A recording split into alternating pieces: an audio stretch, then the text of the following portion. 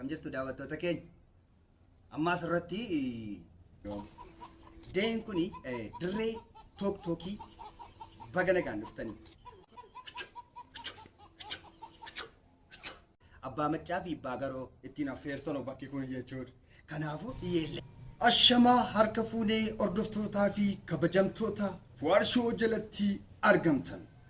Akkam jirtu jecha nageenyi kiyya kabajaaf jaalala bakki jirtan maratti simbira haa ga'u jecha warri haaraa dhuftan maatii keenya ta'a. Maal gochuudhaan? Subscribe gochuudhaan. Maatii keenya ta'a, maatii bashannanaa ta'a, maatii jaalalaas ta'a. Nooroo anaa dhufu jedhaa obboleessi keessan. Eeyyan warri as jirtan maatiin obbo Nayemar Fuad kan duraan turtan jechuudha. Laayikii tuquudhaan nu jabeeffadhaa. Nutillee yoosuu isiniif jabaanna jechuudha.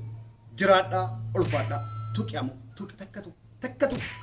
Laayikii tuqi akkasii akkasi. Argattee tan jedheen. Akkas ulfaadhaa. Eeyyan arrammoo obbo Nayemar Fuad maal qabatanii dhufanii jiruun hin oolu.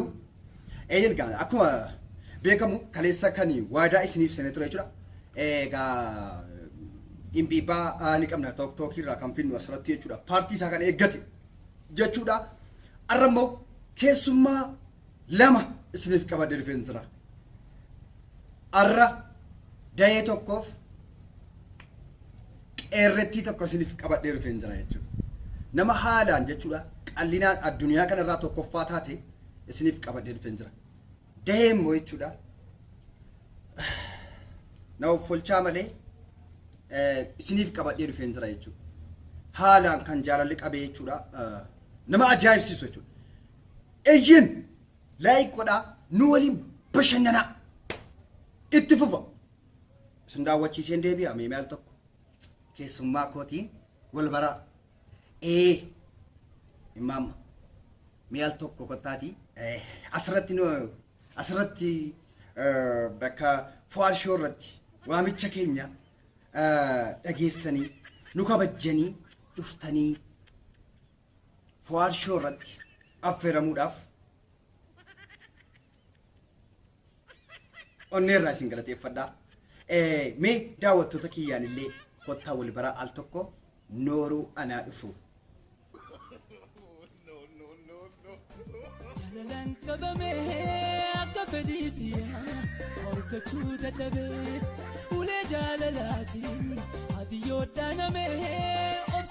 Eeyyen deebinee dhufneerra.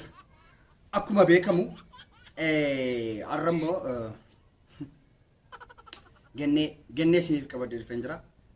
Gennee egaa akkuma beekamu ammallee dirree tooktookii dhufuudhaan keessummaadha jechuudha. Keessummaadha fuula isaaniirraa beekama. Akka haala hin beekamneen haala sukkaneessaa ta'een dhukaasaa akka diqqoo dhukaayeen jaalallillee isaan qabeera jechuudha. Jechuun yeroon akkana jedhu akkan seenaa isaanii isaanirraa qoradhee gaafadheetti jechuudha. Har'a keessummaan keenya jechuudha. Deen jechuudha.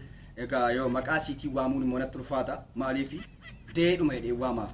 Maaliifi egaa nama guddaa kabajaan maqaa kabajaa waamama waan ta'eef dee jenna ka. Egaa manguddoon akkana deettee waamu jechuudha. Yookiin immoo amma itti waamu. Deen kuni dirree tooktookii baga nagaan dhuftanii. Kana booddee waa tokkoon sodaatinaa.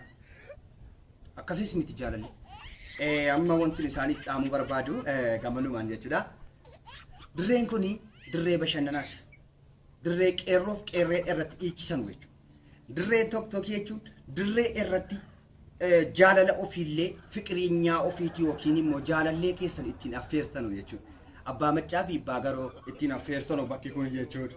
Kanaafuu iyyeellayinaa wallaahi iyyeellayinaa jaalallee sirraa natti qabdeedha kaawwanti isaan jedhaan jiran jechuudha. Dhiyoodhuma kana deemsi isaanii illee jechuudha erga abbaan manaa irraa du'anii jechuudha. Abbaan manaa akka dullummaan irraa du'anii rabbi isaanii fadhiisu. Har'a garuu abbaan du'aniiru jechuudha. Amma deen immoo bakka meeduwaa keessan jiraa du'anii ilmaan illee kennatanii garii fuusifataniiru waan ta'eef gara Suudi Arabiyaatti magaalaa Manfuwaatti imalanii jiru jechuudha.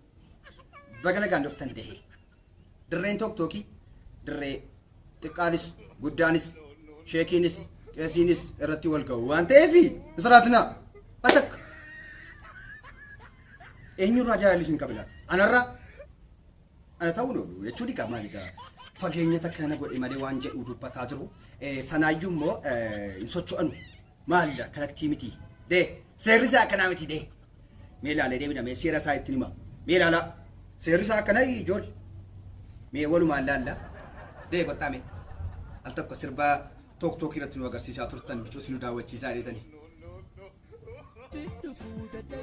socho'aa xiqqoo socho'aa malee sin akkanaa miti tok tokii socho'aa inni kanatti miti socho'uu barbaade akkan jaalalli na qabdee maal sirraa na fageessee jireenya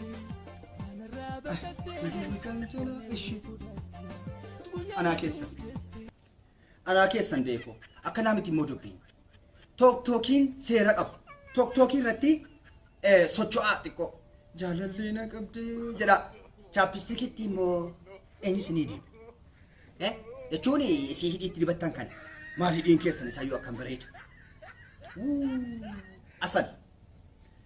asal hello yaani hello asal chaapistikitti maal chaapistikitti xiqqoon danannee dee waan danatti natti fakkaatti yoo mee ilaalaa ilaaltaniitu hubattanii moo dingata ofitti baay'istan laata dhiqqoo kanaafuu chaapistikiin akkanatti hin dibatamu jechuudha buduraasa fuulatti dibattan sanallee sirreeffadhaa daaraa fakkaata cilaattii fa'i fakkaata hoo inni hidhiittii kun cilaattii natti fakkaata dee waan kana sirreeffattanii ture eenyu isinii bite madaamiidha moo madaamiin kana hin beektoo moo eeleettii fuutaniitu mayyii dibattan sirreeffadhaa mi'al tokko chaapistikii isaanii ilaalee deebina walumaan jechuudha.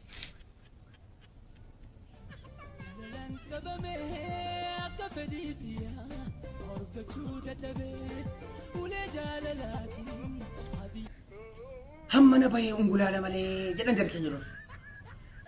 Hammana bahee kan kun ungulaala malee deen kun akkanatti chaapistikii isaanii buduraa isaanii fa of godhatanii jechuudha.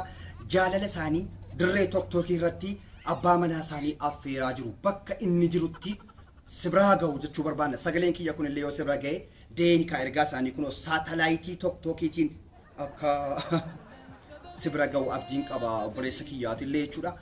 Eeyyan deekooti wajjin xiqqoo isin bashannansiiseetan amma immoo bashannan gara lammataa seenna keessummaa kiyya lammaffaa jechuudha.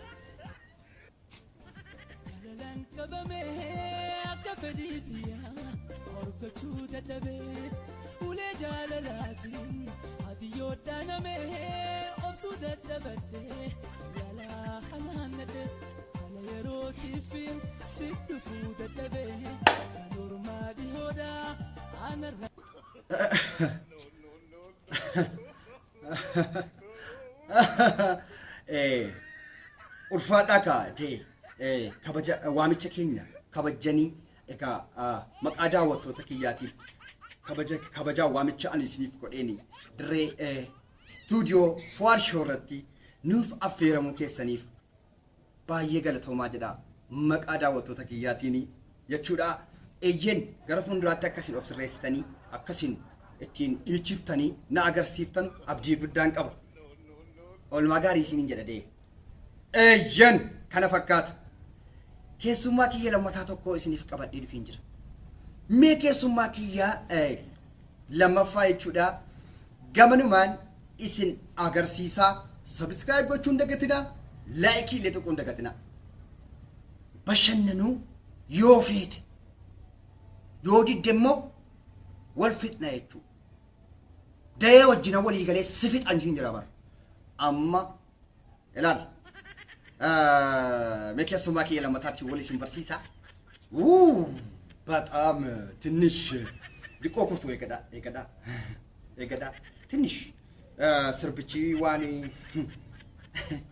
ዳንሲን ኬሰን ኩን ዋን አድኑ ያረቲ ቤከማቴ ኤፊ ኬሱማ ኪያ አዴ ንግስቱ ኖሮና አድፉ ከታቲ ኬሱማ ኬ ዳወቶ ተኪያ ወልበራ ሰዓት ሲያሞሽ ሙሽራነሽ ወንደኛ ይሰፋል ስሽ ሙሽራነሽ ወንደኛ ይሰፋል ስሽ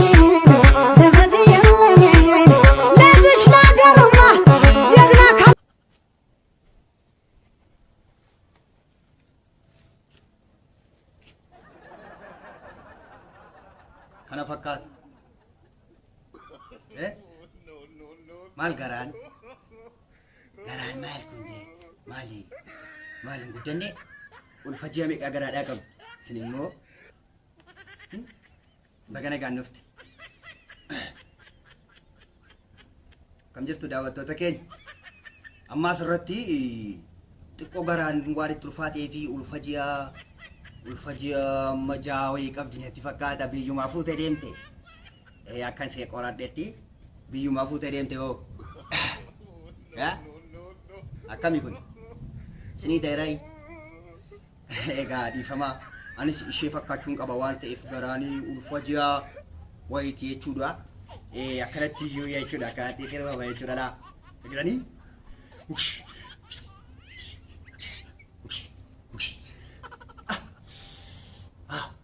maaliidha kun maal jettan kun afachaa jira kun maali kun ispoortii dalagaa ta'uuf qannabsiisuudha. Maali kun bidaan kun akkamitti dhufee kiiloo meeqaa kuma keessumaa keenya argaa akkuma walbarte kiiloo akkanatti himtetti kiiloo 120 naan jettee turte maal kana ruuza moo waa biraa nyaatte moo kan nama lama nyaatte hin jedhe malee akkami dubbii yeroo ruuzni kun quuqame akkuma tokko nama utaalchifti miti. Ay keessumaa kiyyaa garuu dhufuu keetiif baa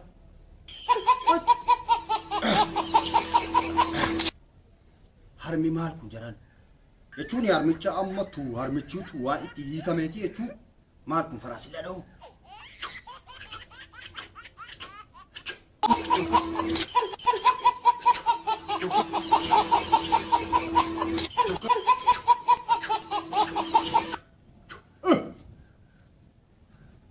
Maali kun hin jedhe malee inni akka keetii kuni kada boodee tokko irraa sirbuun dirqamaa miti. Dhugaa rabbiin sitti malaan akka keetii kanatti tokko irraa sirbuun hin barbaachisu hoo maal irraa sirbuu qabdaati qabeetta? Ati ispoortii hojjeta ispoortii beektaa? Ispoortii hojjeta mi'al tokko sirba si ilaaleen sin agarsiisee jechuudha iskissaa jechuudha. Sin agarsiiseen deebi'a turtii gaarii.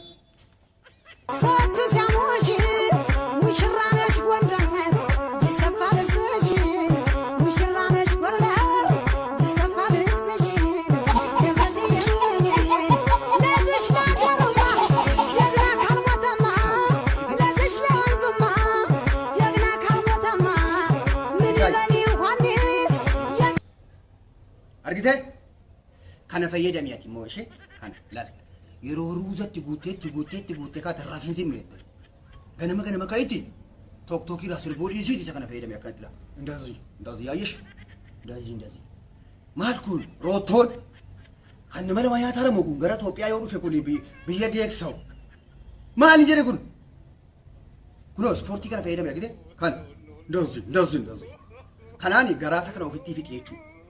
Inna fixee gaafa qal'attee akka namaa taate hin dannafta jechuudha. Maal kun jedhi malee chuu maali kun jedhi waan kana achitti ergaaf immoo akka ispoortii akkasiin ittiin dalagduudha jechuudha.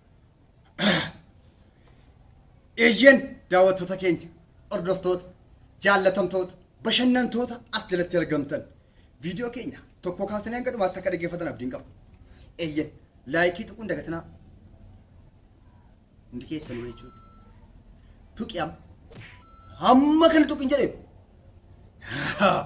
yoo didde jechuudha intala isa gibbidaa ammaa fideetan keessummaa isaan bira jiru kan isinitti gadhiisee naan jechuudha. Isin irra deema jechuudha. Intalli kun namarratti kufnaan salaamu alaikum abbaa manaa qalloo fa'itti heerumnaan achumatti hafa jechuudha. Salaamu alaikum nagaatti. Kanaafuu kana eeggachuudhaaf isin immoo laayik godhaa. Share nu godha hiriyoottan jaalattanuuf nama shaniif nu dabarsaa galatoomaa ulfaadhaa Nayemar keessan boriitullee kanneen bashannansiisoo ta'an yoo jiraanne isiniif qabadheen dhufa ulfaadhaa halkan gaarii.